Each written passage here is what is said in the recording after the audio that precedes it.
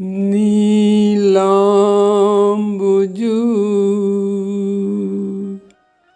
श्यामल कोमलांगम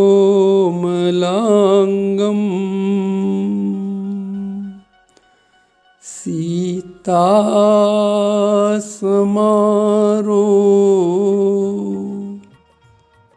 पितुवाम भागम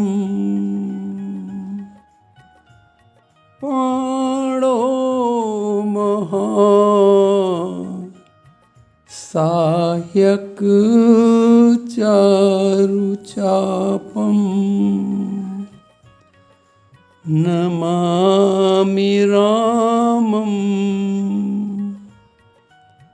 नमामि रामम रघुवंशनाथम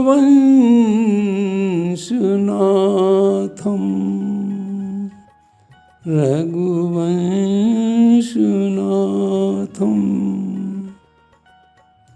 जनकसुता जग जननी जानकी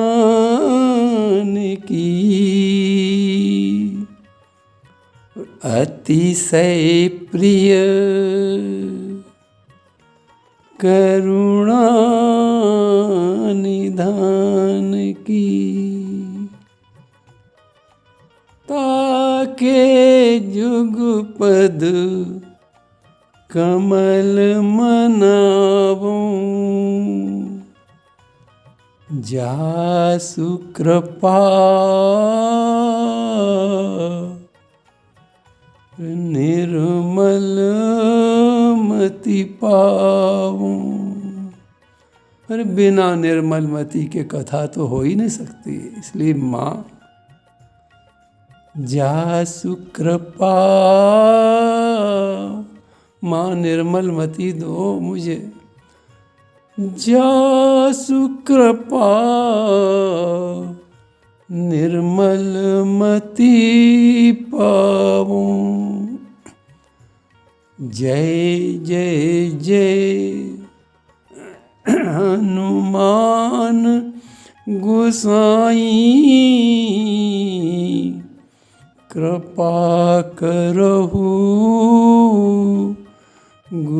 गुरुदेव की नाई, गुरुदेव की नाई। भगवान की विशेष कृपा से आप लोगों ने नारद जी के प्रसंग में सुना कि नारद जी ने भगवान से बहुत पुरानी बात पूछी कि तब विवाह में चाहूं कीना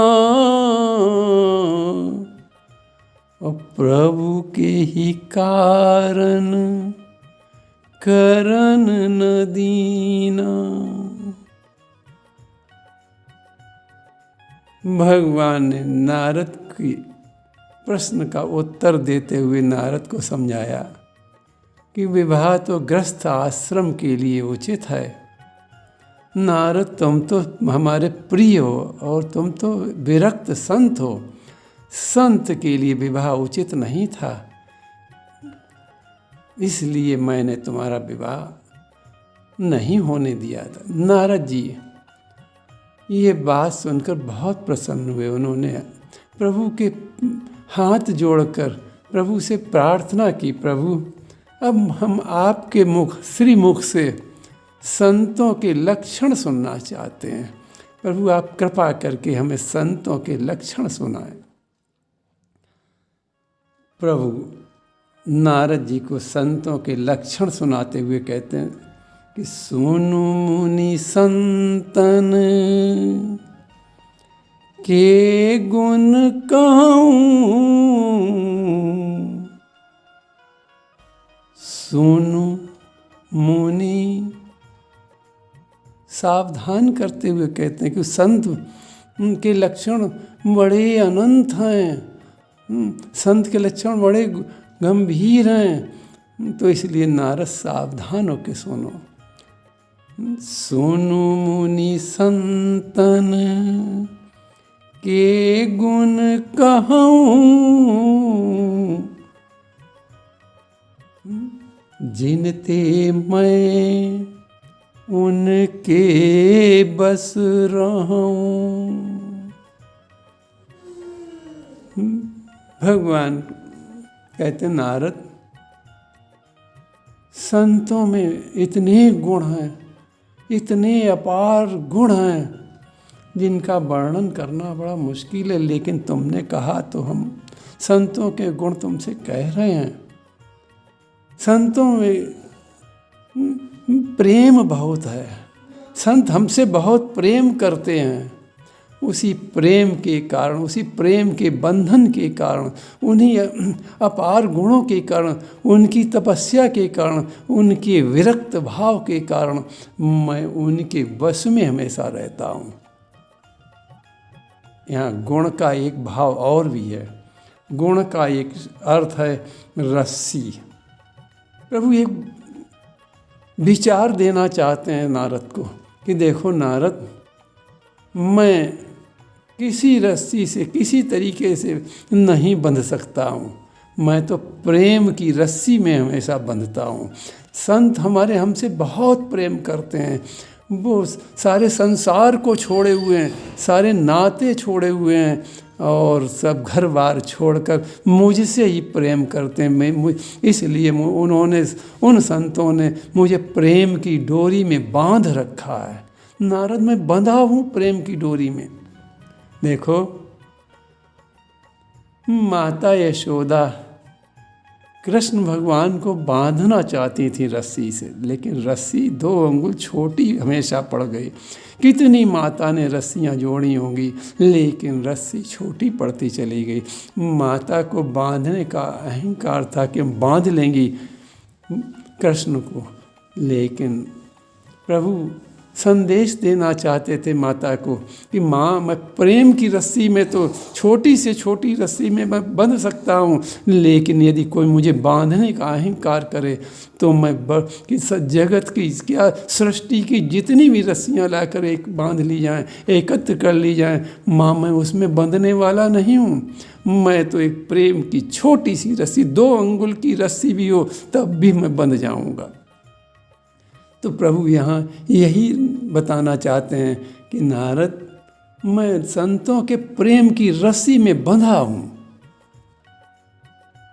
जिस प्रकार से संत मुझे चाहते हैं, जहाँ चाहते हैं मैं वहाँ जाता हूँ। जिस भाव से मुझे प्रकट करना चाहते हैं संत, उसी भाव में मैं प्रकट हो जाता हूँ। तो सुनु मुनि संतन के गुण कहूँ, जिनते मैं उनके बस रहूं। अब संतों में गुण बता रहे हैं नारद जी को। सुनो नारद, संतों में कितने कैसे गुण हैं कि 60 विकार। प्रभु विकारों से अपनी बात प्रारंभ करते हैं। क्यों? कि नारद में विकार ही तो आया था। नारद में मोह का विकार आ गया था, विश्वमोनि के से प्रेम का विकार आ गया, विश्वमोनि के से मोह हो गया था नारद को। और उसी मोह के बस में नारद उससे विवाह करना चाहते थे। इसलिए प्रभु उसी से प्रारंभ करते हैं, उसी विकारों से प्रारंभ करते हैं कि संत में ये विकार नहीं होने चाहिए। 60 विकार जित अनग कामा, अचल अकिंचन सुचि सुख धामा। नारद, संतों में 6 विकार नहीं होते हैं। काम, पहला काम सबसे बड़ा विकार है। काम, क्रोध, मोह, मद, मत्सर, ये 6 विकार संतों के पास नहीं होते हैं। गृहस्थ आश्रम में तो ये विकार होते हैं। संसार के अन्य लोगों में तो ये विकार होते हैं, इन्हीं विकारों के कारण तो संसारिक जीव दुखी रहता हमेशा, लेकिन संत कभी दुखी नहीं रहते। क्यों?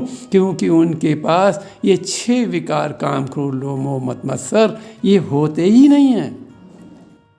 इनसे भी 6 विकारों से मुक्त होते हैं। संत में काम नहीं होता, क्रोध नहीं होता, मद नहीं होता, लोभ नहीं होता, और संत सब प्रकार के पाप से रहित होते हैं। किसी प्रकार की संत के अंदर चाहना नहीं होती है, सांसारिक वस्तुओं की वो चाहना नहीं रखते हैं, वो तो केवल एक चाहना रखते हैं, परमात्मा की। वो हमसे परमात्मा से परमात्मा को ही मांगा करते हैं। संतों का चित्त चलायमान नहीं होता है।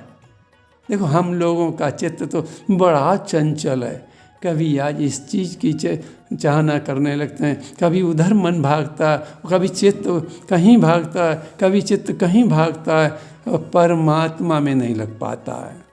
जब तक मन स्थिर नहीं होगा, जब तक मन की चंचलता नहीं जाएगी, तब तक वो परमात्मा के चरणों में नहीं लग सकता है। लेकिन संतों में क्या विशेषता है? प्रभु कहते हैं, संत का चित्त चलायमान नहीं होता है जगत के प्राणियों की तरह। संत किंचित मात्र भी उनके पास कुछ नहीं होता है, लेकिन वे परवाह नहीं करते हैं, वो धन एकत्र नहीं करते हैं, अकिंचन होते हैं। संत धन संग्रह नहीं करते हैं कभी, उनके पास केवल उतना होता है जितने से शरीर का निर्वाह हो जाए।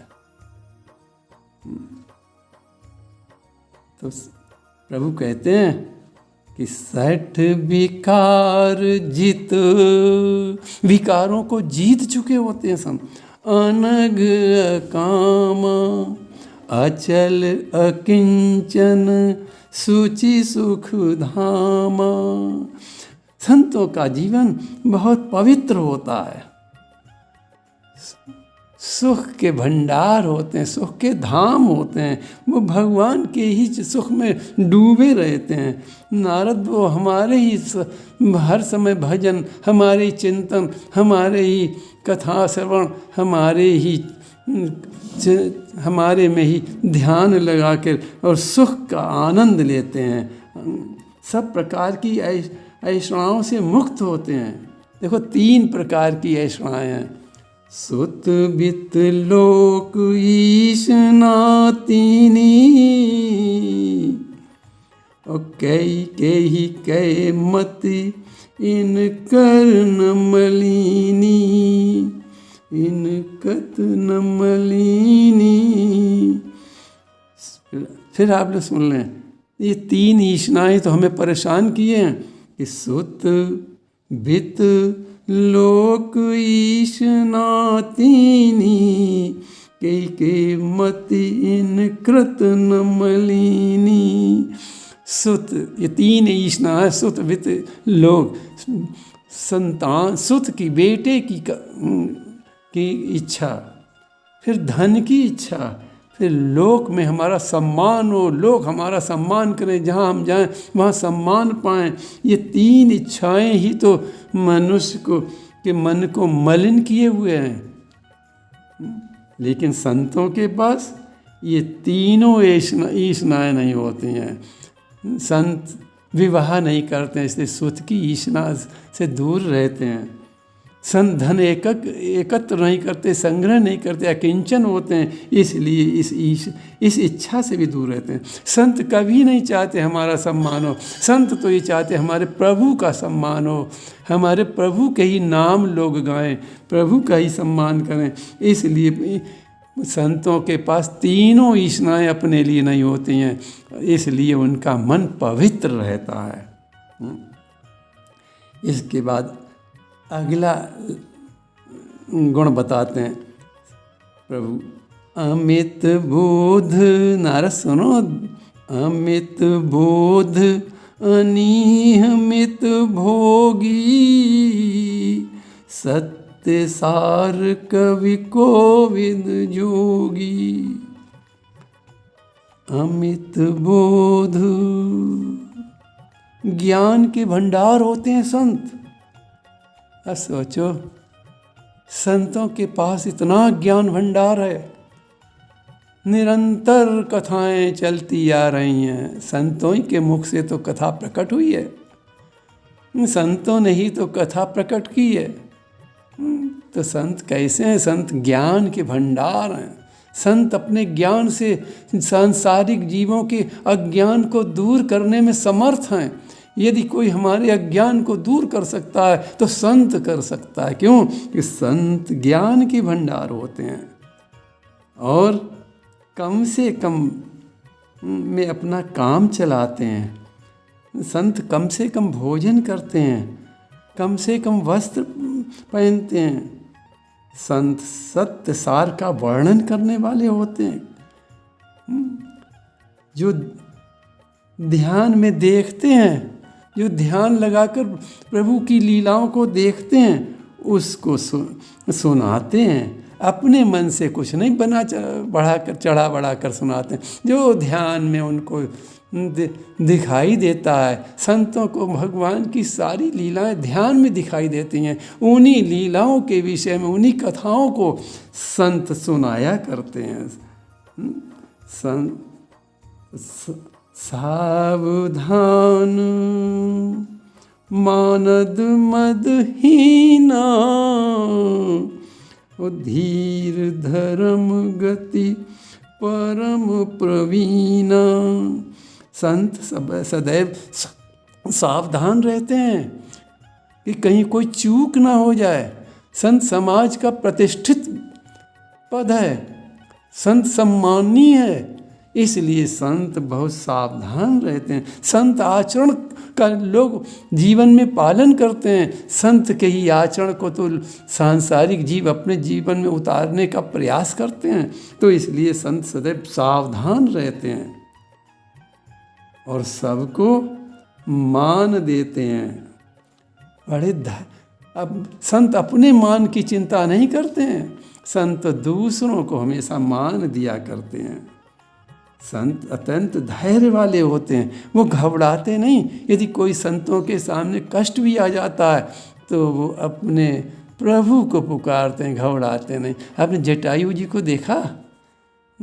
जटायु जी क्या थे? पंख कट गए थे, चिल्ला नहीं रहे थे। सुमिरत राम चरण जिन रेखा, राम जी को का स्मरण कर, राम जी की जो चरणों में रेखाएं, उनका स्मरण कर। सोचो कैसी विषम परिस्थिति में थे जटायु जी, घायल अवस्था में पड़े थे, लेकिन चिल्ला नहीं रहे, करहा नहीं रहे थे, पुकार नहीं रहे थे किसी सहायता के लिए। केवल राम जी की चाहना थी कि राम जी का दर्शन हो जाए। तो इसलिए बस तो क्या था, संत जटायु सुमिरत राम चरण जिन रेखा। ये वही प्रभु यहाँ कह रहे हैं कि संत कभी घबराते नहीं, अत्यंत धैर्य वाले होते हैं। वो संत धर्म की गति को बड़ी सूक्ष्मता से जानते हैं। धर्म की गति बड़ी सूक्ष्म होती है, उस सूक्ष्म गति को भी खूब जानते हैं और धर्म का पालन करने में संत प्रवीण होते हैं। और संत संसार के सारे दुखों से रहित होते हैं। कितनी भी ठंड हो, कितनी भी गर्मी हो, लेकिन वे उससे कभी दुखी नहीं होते हैं। हम लोगों की तरह हाय हाय नहीं करते हैं। संत गर्मी सर्दी सब कुछ बड़ी मस्ती में सहते हैं। अब उन गर्मी सर्दी बरसात में भी अपने परमात्मा प्रभु को याद किया करते हैं। और संत मेरे चरणों को छोड़कर ना तो उनकी आश्रम में प्रीत होती है, न उनकी देह में प्रीत होती है, न गेह में प्रीत होती है, केवल हमारे चरणों में ही उनकी प्रीत होती है। नारद सुनो, निज गुण श्रवण। कितना सुंदर संत का गुण बता रहे हैं प्रभु। ये जीवन में उतारने लायक है। निज प्रभु कहते नारद देखो, निज गुण श्रवण सुनत सकुचाही, निज गुण श्रवण सुनत सकुचाही। जब कोई संत का गुणगान करता है तो वो सकुचाते हैं, उसको मना करते हैं, भाई नहीं, हम इस योग्य नहीं हैं, परमात्मा का गुणगान करो। तो निज गुण श्रवण सुनत सकुचाही, पर गुण सुनत अधिक हर्षाई। जब किसी भक्त के गुणगान का सुनते हैं अपने कानों से, भक्त के गुणगान अपने कानों से सुनते हैं तो हर्षित होकर प्रसन्नता जाहिर करते हैं, बड़े हर्ष का अनुभव करते हैं। लेकिन अपने गुणों को सुनकर सकुचा जाते हैं, मना करते लोगों को, नहीं हमारे गुणगान, हम इस योग्य नहीं, प्रभु के गुणगान गाओ।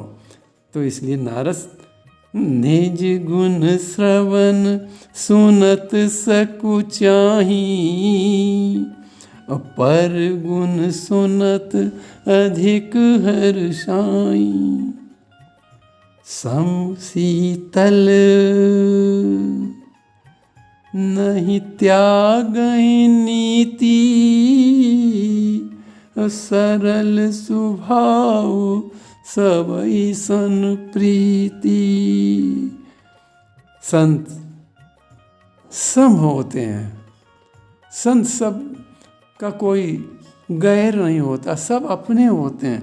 संत का स्वभाव शीतल रह होता है। संत कभी धर्म नीति का त्याग नहीं करते हैं। संतों का स्वभाव नारद बहुत सुंदर हमें लगता है। जप तप व्रत दम संयम नेम, गुरु गोविंद विप्र पद प्रेम। संत का जप तप संयम जैसे सारे नियमों का पालन हमेशा होता है। संत जप करते हैं, तप करते हैं, संयम से रहते हैं, ये इन नियमों में कभी ढील नहीं डालते हैं, इनका कड़ाई से पालन करते हैं। प्रभु का दर्शन यदि उन्हें हो भी जाए तब भी वो इन नियमों का त्याग कभी नहीं करते हैं। देखो, गुरु गोविंद विप्र पद प्रेमा, यहाँ गुरु और गोविंद, यहाँ गोविंद शब्द आया। देखो, गोविंद का भाव है निर्गुण ब्रह्म, वो निर्गुण ब्रह्म और सगुण ब्रह्म। मुझे निर्गुण ब्रह्म भी मानते हैं और मुझे सगुण ब्रह्म के रूप में भी देखते हैं। इसलिए प्रभु यहाँ गोविंद शब्द कह रहे हैं। गोविंद का भाव निर्गुण ब्रह्म से है। तो क्या कि गुरु गोविंद विप्र पद प्रेमा, गुरु और निर्गुण और सगुण परमात्मा दोनों को समान समझकर उनके चरणों में प्रेम करते हैं, अपने गुरुदेव के चरणों में प्रेम करते हैं और मुझे सगुण और निर्गुण एक ही मानकर हमारे चरणों से प्रीत का धागा जोड़े रहते हैं। हमारे चरणों में अपार प्रेम उनका होता है। श्रद्धा क्षमा मैत्री दाया, मुदिता मम पद प्रीति माया। वेद पुराण का उन्हें यथार्थ ज्ञान होता है। भगवान और तथा भक्तों के प्रति उनकी श्रद्धा भाव होती है। क्षमा का उनमें विशेष गुण होता है। संतों से यदि कोई अपराध भी कर देता है तो संत उसे क्षमा कर देते हैं। अपने से श्रेष्ठ जनों से मैत्री का भाव रखते हैं। दया गुण तो संतों में प्रधान है। अब देखें, जयंत को जब कहीं जगह नहीं मिली, भागा घूम रहा था व्याकुल, तो दया लागे कोमल चित संता, संत का चरण। नारद देखा विकल जयंता, दया लागी, क्योंकि दया का गुण है, कोमल चित संता। तो संतों में दया का विशेष गुण होता है, वो जीव पर दया करके प्रभु के चरणों में ले जाते हैं। काम क्रोध दम्भ मान मद करई न काऊ। फिर से सुन ले जरा। दम्भ मान मद करई न काहू, कि दम्भ, पहले दम्भ को प्रभु कह रहे हैं, दम्भ पाखंड ये बहुत खतरनाक हैं, प्रभु से दूर ले जाते हैं। फिर दम्भ मान मद करई न काऊ, जैसे हैं वैसे ही संसार के सामने अपना रूप प्रकट करते हैं, बनावटी नहीं कभी रूप प्रकट करते हैं, मान की इच्छा नहीं करते हैं, अहंकार नहीं होता है, किसी सबसे प्रेम करते हैं। तो का दम्भ मान मद करई न काऊ, भूल न देहि कुमारग पाऊ। काम क्रोध इनसे दूर रहते हैं, और यदि गलती से कुछ गलत रास्ते पर कभी जाने की सोचते भी नहीं हैं, उनका पैर कभी भूल से भी गलत रास्ते पर नहीं पड़ता है, क्योंकि प्रभु मैं निज प्रभु मैं देखहि जगत, वो सारे संसार में प्रभु का दर्शन करते हैं, तो इसलिए कभी उनका पैर गलत रास्ते पर नहीं पड़ता है। संत कभी ये नहीं सोचते हैं कि हमें इस व्यक्ति से क्या मिलेगा, ऐसा न सोचकर वो सेवा कार्य करते हैं, केवल समाज की सेवा करते हैं, भक्तों की सेवा करते हैं। मेरी लीलाओं को गाते हैं, उन्हीं को सुनते हैं। गावई सुनहि सदा मम लीला, सदा, प्रभु सदा कह रहे हैं, सुने ध्यान से, ये हमारे लोगों के लिए बहुत काम की। गावई सुनहि सदा मम लीला, हेतु रहित परहित रतशीला।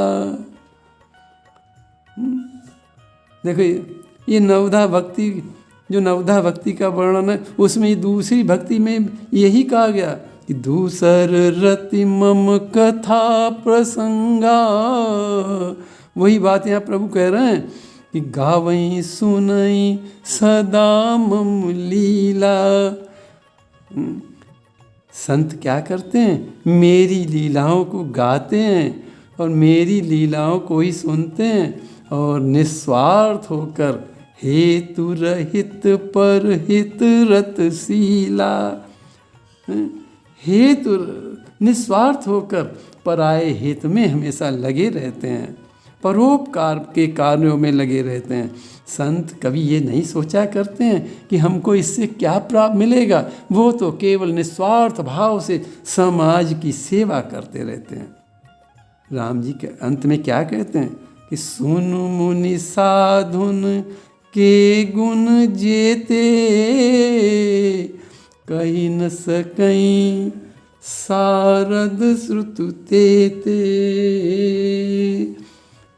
सुनि मुनि साधुन के गुण जेते, प्रभु कहते नारद, संतों में इतने ही गुण हैं कि शेष नाग भी 1000 फनों से यदि वर्णन करना चाहे नहीं कर सकते हैं। सरस्वती जी जो बहुत बोलने वाली हैं, वो भी नहीं कर सकती हैं। तो सुन मुनि संतन के गुण जेते, सुन मुनि साधुन के गुण जेते, कही न सकई सारद श्रुत तेते। नारद जी ने जब इस प्रकार संतों के गुण सुने तो प्रभु के चरण पकड़ लिए, और नारद प्रभु का गुणगान करते हुए ब्रह्मलोक चले गए। इस प्रकार संतों के गुण यहाँ से विश्राम होते हैं। अब तुलसीदास जी इस कांड का विश्राम करते हैं। दीप शिखा सम युवती तनु, मन जन होश पतंग, भजई राम तज काम मद, करहि सदा सतसंग, सदा सतसंग, सदा सतसंग। तुलसीदास जी शिक्षा देते हुए कहते हैं कि काम से अपने को बचाओ और अपना जीवन राममय बनाओ। लेकिन राममय जीवन बनाने का एकमात्र उपाय है सत्संग। इसीलिए प्रभु ने नव भक्ति में माता शबरी के सामने भी यही कहा था कि प्रथम भगति संतन कर संगा। संतों के साथ से सत्संग प्राप्त हो जाएगा तो अपने जीवन को राममय बनाने का केवल एकमात्र उपाय है सत्संग। इसलिए करई सदा सत्संग, भजिए राम तज काम मद, करहि सदा सत्संग। हमेशा सत्संग करो। बस यहाँ से अरण्य कांड का विश्राम होता है। अब आगे प्रभु की कृपा से किष्किंधा कांड फिर कभी प्रारंभ होगा, जैसी प्रभु की इच्छा। प्रभु के चरणन में सदा पुनि पुनि करूं प्रणाम, यही कहूँ भूलूं नहीं मेरे प्रियतम राम।